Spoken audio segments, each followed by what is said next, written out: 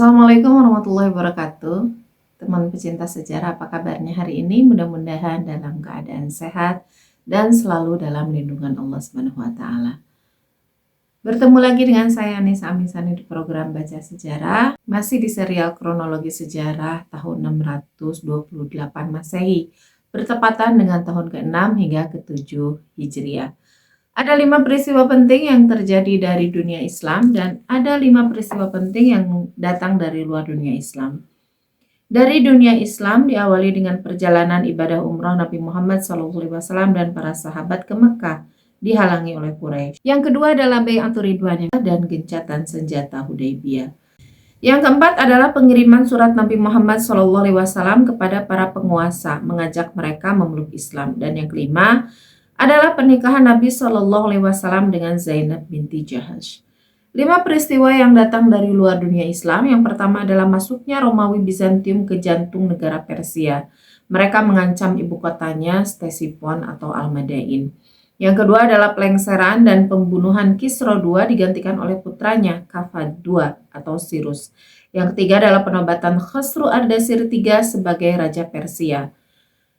Yang keempat adalah perdamaian antara Persia Sasan dan Romawi Bizantium, di mana Heraklius pulang ke Konstantinopel sebagai pemenang. Dan terakhir adalah masa kemelut Kekaisaran Jepang yang berlangsung hingga tahun 645 Masehi. Dan teman pecinta sejarah, inilah kronologi sejarah tahun 628 Masehi selengkapnya. Masih ada 2 surat yang perlu kita bahas, dan karena ini pendek kita langsung saja habiskan hari ini ya teman pecinta sejarah. Berikutnya adalah surat yang dikirim untuk Hauzah bin Ali. Dan Hauzah bin Ali ini adalah pimpinan dari Yamamah. Yamamah ini nanti akan menjadi suatu lokasi yang sangat penting dalam sejarah Islam, karena nanti di tempat ini ada nabi palsu dan ada perangan ya, yaitu perang Yamamah, perang yang sangat bersejarah dalam Islam. Surat yang dikirim kepada Hauzah bin Ali berbunyinya, dengan nama Allah yang Maha Pengasih lagi Maha Penyayang, dari Muhammad utusan Allah kepada Hauzah bin Ali, kesejahteraan semoga atas orang-orang yang mengikuti petunjuk. Ketahuilah oleh kamu bahwa sesungguhnya agama saya ini lahir atau menang sampai ke penghabisan sepatu dan kuku, maksudnya sampai ke puncaknya. Maka Islamlah engkau agar engkau selamat, dan saya menjadikan engkau apa yang ada di bawah 2 tangan engkau. Maksudnya saya akan mengukuhkan kerajaan engkau dan tidak akan mencabut gitu. Kerajaanmu tetap akan menjadi milikmu, kekuasaanmu tetap menjadi milikmu. Dan surat untuk Raja Yamamah ini dikirim atau dibawa ya oleh utusan Rasulullah, Shallallahu Alaihi Wasallam yang bernama Salid al-Amiri radhiyallahu anhu. Hanya saja penerimaan dari Hauzah bin Ali ini tidak terlalu baik. Hauzah bin Ali langsung membuat surat balasan untuk Rasulullah SAW yang bunyinya, alangkah baiknya sesuatu yang kau suruhkan itu dan alangkah eloknya. Padahal saya ini seorang penyair dari kaumku dan seorang juru pidato mereka. Orang Arab takut pada kedudukan saya, maka jadikanlah oleh engkau sebagai urusan kekuasaan untuk saya. Nanti saya mengikuti engkau. Jadi ini sebetulnya antara sindiran, kemudian penolakan dari Hauzah bin Ali. Dan Hauzah bin Ali tidak melakukan perusakan terhadap surat dan sebagainya, meskipun sambutannya kurang baik, tetapi tetap dia melakukan sikap yang baik terhadap sahabat Salid bin Amir al-Amiri. Beliau memberikan beberapa hadiah yang dititipkan lah ya kepada Salid radhiyallahu anhu, itu beberapa helai kain tenun keluaran negeri Hajar. Dan Salid bin Amir tentu saja setelah sampai di Madinah memberikan hadiah-hadiah ini kepada Rasulullah SAW dan menceritakan juga, melaporkan apa yang sudah terjadi, dialog di sana bagaimana gitu ya, lalu memberikan selain hadiah itu tentu saja yang paling penting adalah surat jawaban dari Hauzah bin Ali. Setelah dibacakan oleh Salid bin Amir, surat jawaban dari Hauzah bin Ali, Rasulullah SAW bersabda, "Jika dia meminta kepadaku segumpal tanah, tentu tidak akan aku beri. Musnahlah dia dan musnahlah segala apa yang ada pada kedua tangannya." Meskipun sikap dari Hauzah bin Ali terhadap Salid bin Amir itu tidak kasar ya, suratnya juga tidak dirobek-robek, kemudian tidak dilempar dan sebagainya, malah memberikan hadiah gitu, hadiah sebagai ya basa-basi saja, sebagai penghormatan apa ya, seremoni lah ya. Tetapi tetap saja dari jawaban suratnya Rasulullah SAW itu melihat penolakan, melihat kesombongan dari seorang Hauzah bin Ali. Sehingga jawaban Rasulullah SAW pun demikian. Sebetulnya pada saat Hauzah bin Ali menerima utusan Rasulullah SAW, Salid bin Amir, itu ada orang Nasrani, ada ya teman lah ya, temannya Hauzah bin Ali yang seorang Nasrani, dan ikut juga menerima gitu.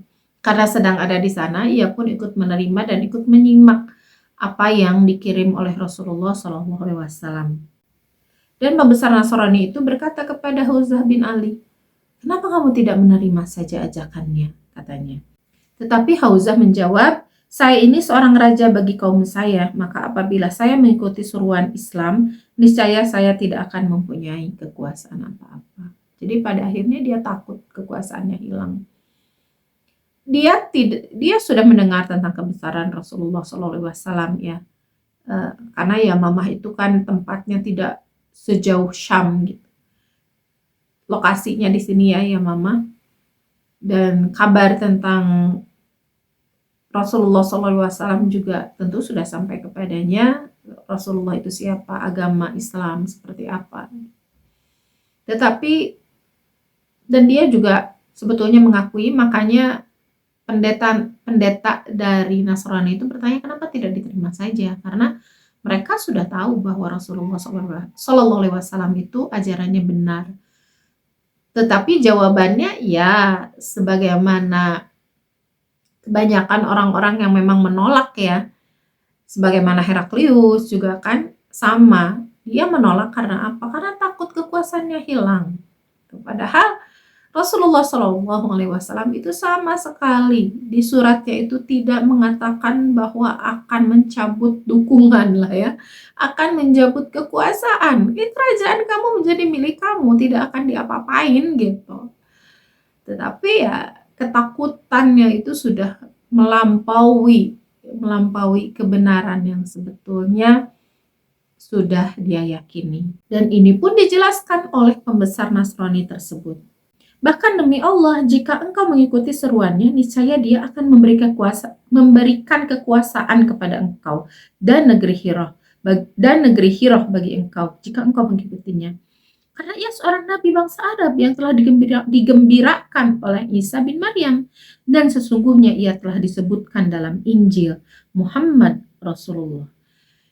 Bahkan pendeta Nasrani itu menasihati, kamu itu berpikir salah. Dia itu Muhammad Rasulullah, ada dalam Injil. Dia itu digembirakan oleh Isa bin Maryam. Jadi kabar Rasulullah itu tentang Muhammad Rasulullah itu ada dalam Injil. Kekuasaan yang engkau ketakutkan hilang itu justru kalau kamu masuk agama Islam, kamu itu akan dikokohkan, bahkan ditambah tuh.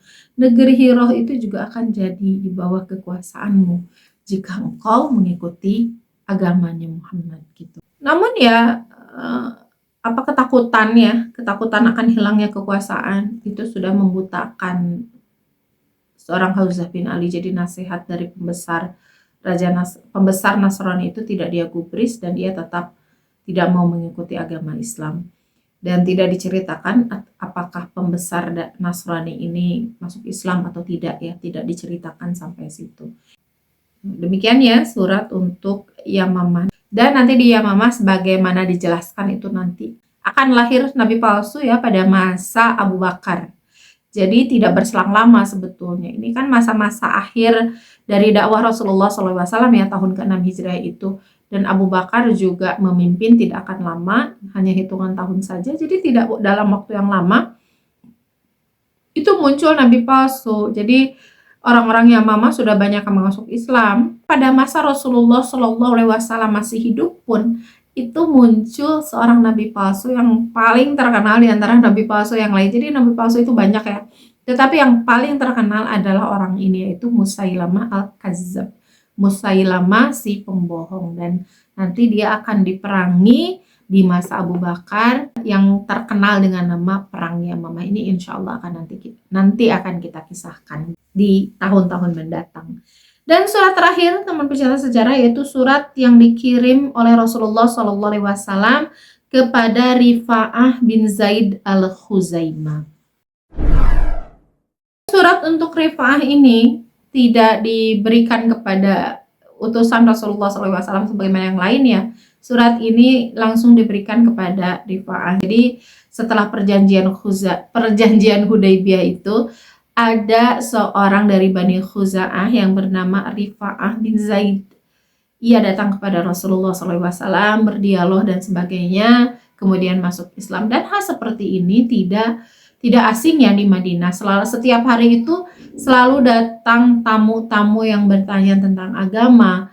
Kemudian datang juga orang-orang yang berhijrah, karena poin dari klausul tentang dilarang orang-orang berhijrah ke Madinah, bahkan kalau ada yang ke Madinah harus dikembalikan, klausul itu sudah dihapus, sehingga orang-orang itu setiap hari selalu ada, kalau tidak yang bertanya agama, yang hijrah ke Madinah. Dan salah satunya suatu hari itu adalah datangnya seorang Rifa'ah bin Zaid al-Khuzaimah, dan setelah terjadi dialog itu ia menyatakan diri masuk Islam. Dan Rasulullah SAW menulis surat ini tujuannya karena surat ini tujuannya diberikan untuk masyarakat yang ada di bawah kepemimpinan Rifa'ah bin Zaid, karena Rifa'ah bin Zaid ini adalah seorang pemimpin di kalangan kaumnya. Ia menitipkan surat kepada Rifa'ah bin Zaid ini untuk kaumnya, yang bunyinya, dengan nama Allah yang Maha Pengasih lagi Maha Penyayang. Surat ini dari Muhammad Rasulullah kepada Rifa'ah bin Zaid. Sesungguhnya saya telah mengutus dia untuk seluruh kaumnya. Barang siapa yang masuk ke dalam golongan yang menyeru kepada agama Allah dan kepada Rasulnya, mereka termasuk golongan dari tentara Allah dan tentara Rasulnya. Barang siapa yang menolak seruannya, baginya hanya diberi batas keamanan selama 2 bulan. Dan setelah menerima surat dari Rifa'ah bin Zaid ini, surat dari Rasulullah SAW melalui Rifa'ah bin Zaid ini, masyarakat atau kaum yang dipimpin oleh Rifa'ah bin Zaid semuanya masuk Islam. Alhamdulillah, itulah akhir surat yang dikirimkan oleh Rasulullah SAW yang terjadi di masa gencatan senjata Hudaybiyah, dan berakhir happy ending ya, ditutup dengan surat yang berakhir happy ending, bahkan seluruh kaumnya itu masuk Islam. Dari surat-surat yang dikirimkan oleh Rasulullah SAW ini tentu tidak menghasilkan positif semua ya, bahkan ada sahabat yang syahid dalam menjalankan tugasnya, ada juga yang suratnya dirobek-robek, yang suratnya dilempar, tetapi ada juga yang dimuliakan, diberi hadiah, hanya tidak masuk Islam. Yang masuk Islamnya berarti kalau kita lihat ya perbandingannya itu setengah-setengah lah. Yang masuk Islamnya itu kan Raja Najasyi As-Somah dari Habasyah, kemudian Al-Munzir bin Sawa dari Bahrain, kemudian Rifa'ah bin Zaid dari Bani Khuza'ah, kemudian itu berarti ya tiga ini yang masuk Islam. Ada yang memberi hadiah, bersifat baik, memuliakan, tetapi tidak masuk Islam, itu ada Heraklius, kemudian ada Muqawqis, kemudian Hauzah bin Ali lah ya. Hauzah bin Ali, saya bingung juga mengelompokkan orang ini karena dia didoakan oleh Rasulullah kebiasaan, tapi dia memberikan hadiah ya. Dan ini mungkin sama lah ya, ini kita bedakan saja kelompoknya. Hauzah bin Ali ini sikapnya itu mirip-mirip dengan Al-Haris bin Abi Syammar ya, yang dia ini gubernur Damaskus. Jadi sikapnya itu sebetulnya tidak suka, tapi ngasih hadiah sebagai seremoni saja karena atasannya memberi hadiah. Jadi dia melakukannya sebagai ya udahlah kewajiban aja gitu, tetapi hatinya itu tidak condong gitu kepada Rasulullah SAW. Jadi yang bersikap tengah-tengah, menghargai tetapi tidak masuk Islam itu Muqawqis dan Heraklius berarti ya, dan menolak itu yang tadi dua, menolak tapi menolaknya masih dengan etika lah ya, yaitu Hauzah bin Ali dan Al-Harith bin Abi Syammar. Kemudian ada yang jelas-jelas menolak dengan keras, yaitu Raja Persia, dan sebetulnya yang Mu'tah ya, pimpinan Mu'tah, tetapi pimpinan Mu'tah sendiri sebetulnya tidak bisa disebut juga pimpinannya karena suratnya belum sampai ya, di tengah jalan ia sudah dibunuh oleh Syurahbil. Jadi tidak sampai sebetulnya suratnya. Dan ya itu saja teman pecinta sejarah. Luar biasa dari surat-surat ini kita belajar ya kecerdasan Rasulullah SAW dalam membaca watak orang-orang yang ia dakwahi. Jadi bagaimana Rasulullah SAW itu enggak, suratnya itu kan kalau kita tuh surat pemberitahuan itu kan suratnya satu gitu ya, tinggal ditulis kepadanya aja yang beda terus di copy semuanya sama gitu. Tapi Rasulullah SAW enggak begitu, ya jelas berbeda lah ya. Ini kan surat dakwah dan untuk pembesar juga. Dan kata-katanya pun kalau kita melihat dari surat-surat Rasulullah itu tidak terlalu berlebihan ya, to the point, tidak berlebihan dan tidak ada tidak bertele-tele gitu. Dan sesuai banget di titik yang dibutuhkan oleh lawan bicara, oleh orang yang dituju. Sangat pas dengan orang yang dituju oleh surat itu. Muncul pertanyaan di benak saya, bagaimana beliau belajar ya tentang karakter orang-orang, dan kapan juga beliau bertemu, kan tidak ada riwayat pertemuan dengan raja-raja tersebut gitu. Ini berarti satu hal bahwa Rasulullah SAW mempelajari karakter mereka tentu dari kabar orang-orang yang pernah bertemu, kabar yang beredar gitu, dan dengan kabar-kabar itu beliau menyimpulkan karakternya, dan kesimpulan beliau itu sangat tepat, terbukti dari surat-surat yang beliau kirimkan, yang beliau tulis, itu sangat pas dengan tipe dan karakter pemahaman dari orang yang beliau tuju. Pelajaran yang Rasulullah dapatkan tentang membaca karakter-karakter pemimpin, karakter orang-orang ini, beliau dapatkan itu sejak kecil, di mana beliau itu selalu ketika di mana pada saat pengasuhan Rasulullah SAW di bawah Abdul Muthalib. Masih ingat mungkin ya kita ketika bagaimana Abdul Muthalib itu ketika mengasuh Rasulullah SAW yang masih kecil, beliau itu sudah dibawa ke rapat-rapat di Darun Nadwah. Bahkan tempat duduk Abdul Muthalib itu tempat duduk yang dimana Abu Thalib cerita itu tempat duduk milik ayah, milik Abdul Muthalib, yang dimana tidak boleh ada yang duduk di situ. Kalau ada yang duduk di situ, Abdul Muthalib marah. Itu kursi kebesaran beliau lah ya, kursi kebesaran Abdul Muthalib. Tetapi ketika Rasulullah SAW duduk di situ, lalu kan paman-paman beliau itu udah khawatir, aduh nanti dimarahi kakek kamu, turun dari situ. Tetapi ketika kelihatan oleh Abdul Muthalib, dilarang, biarkan saja Muhammad duduk di situ, sesungguhnya dia nanti akan menjadi orang besar. Itu yang diucapkan oleh Abdul Muthalib, dan itu menjadi kenyataannya bahwa Rasulullah SAW menjadi orang besar. Nah, ini salah satu bukti bahwa Rasulullah SAW itu selalu dibawa ke rapat dewan lah ya, rapat dewan pimpinan Quraisy, dibawa, diajak berbicara, diajak bertemu dengan delegasi, karena Abdul Muthalib itu adalah seorang pimpinan yang sangat-sangat dihormati di kalangan Quraisy. Dan kenapa Abdul Muthalib ini dihormati, ini kisahnya tersendiri lagi ya, tetapi intinya beliau ini dihormati, suaranya itu sangat-sangat menentukan keputusan pimpinan-pimpinan Quraisy. Dan Rasulullah SAW sejak kecil diajari hal itu. Rasulullah SAW sejak kecil diajak untuk, ini bukan saya yang bicara ya, saya mendengar para ahli sejarah menjelaskan bagaimana Rasulullah SAW belajar tentang kepemimpinan, belajar tentang melihat gitu ya para pemimpin-pemimpin Quraisy berbicara, membaca karakter orang, eee, memahami bagaimana beliau belajar memahami orang lain, itu dari sejak dini. Sejak Rasulullah SAW duduk di pangkuan Abdul Muthalib, ikut dalam rapat-rapat kenegaraan. Luar biasa beliau mengamati dan menyerap ilmu yang ada di sekitar beliau itu dengan sangat maksimal. Padahal masih anak-anak gitu ya. Masih anak-anak tapi tidak tidak memilih untuk bermain, tidak memilih untuk bermain dengan teman sebaya, tidak memilih untuk kan ada ya anak-anak yang dia itu diajak misalnya dengan tamu orang tuanya, tapi kan anteng sendiri gitu.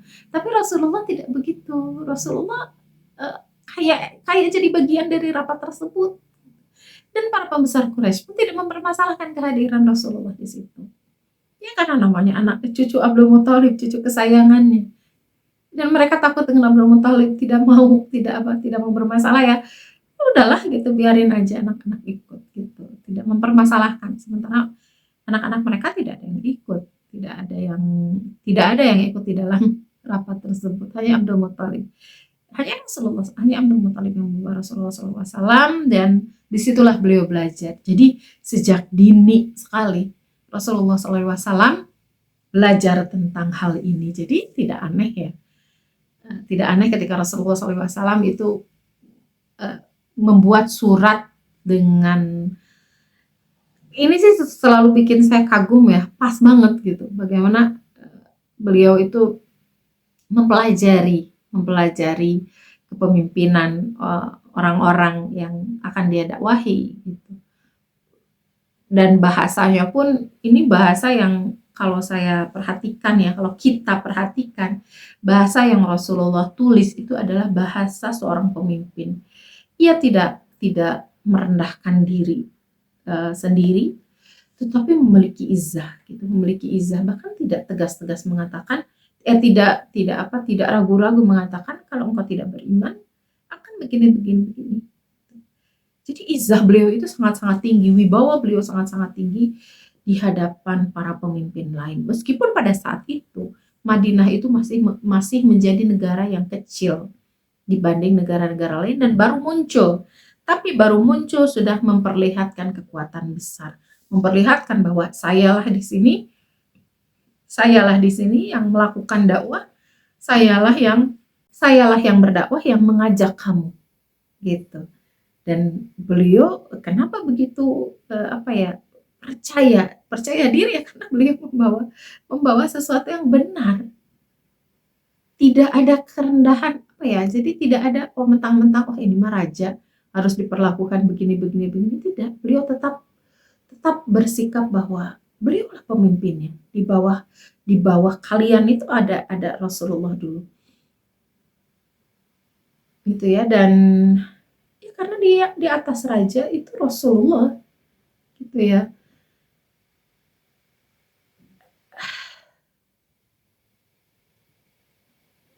Ini harus jadi pelajaran kita ya, terutama kalau Anda ibu-ibu juga sama seperti saya, bahwa bapak-bapak juga ya yang menonton, yang kebetulan Allah takdirkan menonton video ini, yuk jadikan ini sebagai pelajaran untuk kita. Jadi jangan kalau misalnya kita ada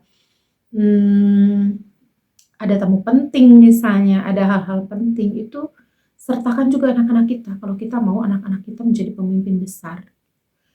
Tapi obrolannya bukan obrolan-obrolan ringan, kayak obrolan-obrolan tidak bermakna, tetapi ya kita ngobrol obrolan-obrolan yang penting, rapat-rapat penting gitu ya. Cobalah sertakan anak-anak kita gitu ya, dengan biasakan mereka untuk ada di lingkungan serius seperti itu. Ada di lingkungan misalnya kalau Anda di RT gitu ya, lingkungan RT memikirkan masyarakat di lingkungan terkecil, RW misalnya desa. Tapi dengan catatan harus dipastikan aman dari asap rokok ya. Dan hal-hal seperti ini harus kita perhatikan. Karena seringnya, karena kita tidak mau ribet, kita tidak mau, terganggu, kita singkirkan anak-anak kita dari pergaulan kita. Bahkan, untuk kayak tamu-tamu keluarga gitu ya, kita jarang melibatkan anak-anak. Padahal itu untuk jariah kita loh nanti. Karena, menyambung silaturahmi orang tua itu akan menjadi, jariah untuk anak kita gitu ya. Dan itu sangat-sangat penting, hal yang sangat penting yang kita lupakan. Karena apa? Karena males aja sih kitanya sebenarnya ya, males untuk bawa anak, males untuk, mengalami kerepotan yang bahkan belum tentu terjadi, mungkin anaknya juga senang dan merasa penting gitu ya. Dan saya sering ngajak anak saya ke toko gitu untuk bicara, abinya ya, suami saya suka bawa anak saya, ya berbicara hal penting gitu, meskipun ya kadang-kadang terganggu, pengen diantar ke WC gitu tidak masalah, terganggu, kadang-kadang pengen jajan dulu gitu ya tidak masalah gitu, tetapi kan itu menjadi, eee, pengenalan anak-anak kita dengan kegiatan orang tuanya, pengenalan anak-anak kita untuk berpikir bahwa ya dia laki-laki harus jadi pemimpin besar, harus memikirkan banyak hal yang penting gitu, banyak hal yang krusial. Juga silaturahmi harus kenal dengan teman ayahnya, teman-teman ayahnya, dengan saudara-saudara ayahnya dia juga harus diperkenalkan.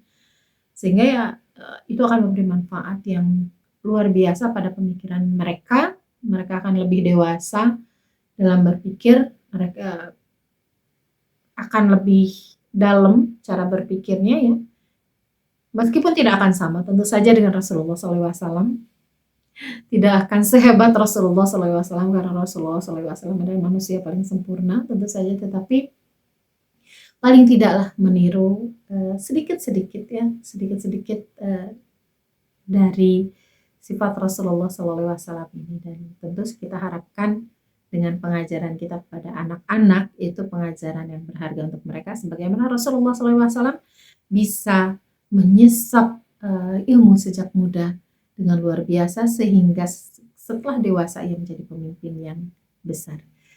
Terima kasih teman-teman pecinta sejarah sudah menyimak video kali ini, dan mohon maaf atas segala kekurangan. Jangan lupa untuk like, subscribe, dan komen, juga share kepada teman-teman Anda agar lebih banyak orang yang menyimak video ini. Insya Allah bertemu di video berikutnya dengan judul yang baru. Terima kasih. Wassalamualaikum warahmatullahi wabarakatuh.